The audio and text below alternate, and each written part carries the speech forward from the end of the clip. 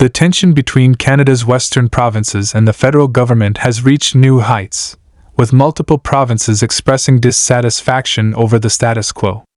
Alberta, Saskatchewan, British Columbia, and Manitoba are openly voicing frustrations, and many feel that their concerns are being ignored by Ottawa.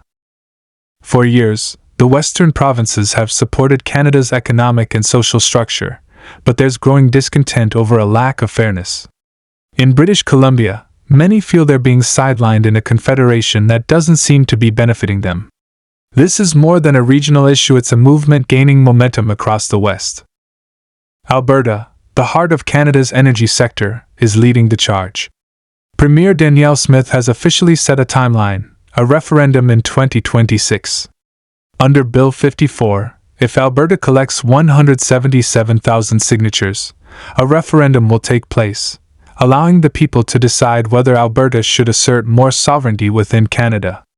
But the sentiment for change is not confined to Alberta alone. In Saskatchewan, Premier Scott Moe is quietly watching the developments.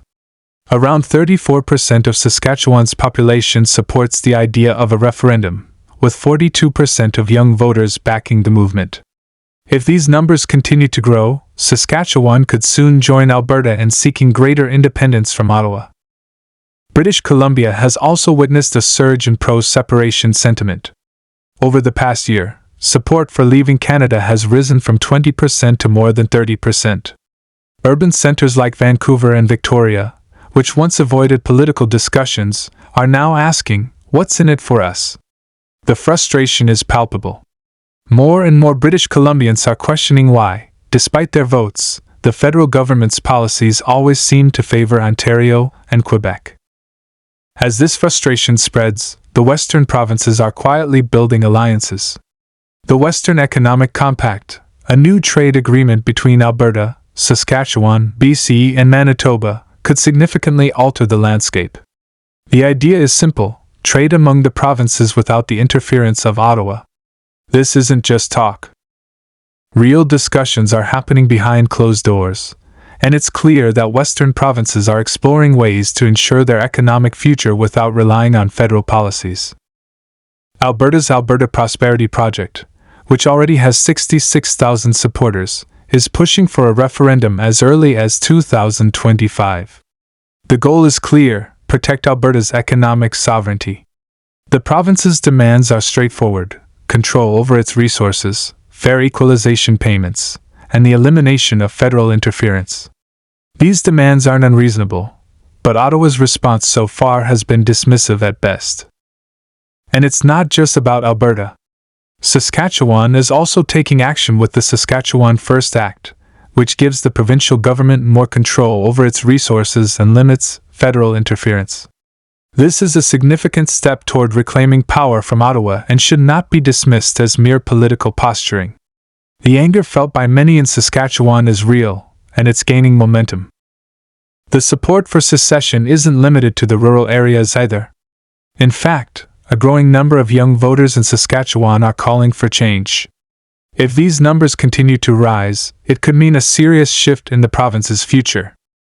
Even Manitoba, which has been relatively quiet on the subject of separation, is becoming involved in the talks.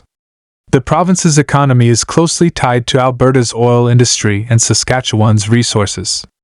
If Alberta and Saskatchewan move toward greater autonomy, Manitoba will face significant economic repercussions, especially in terms of trade and logistics.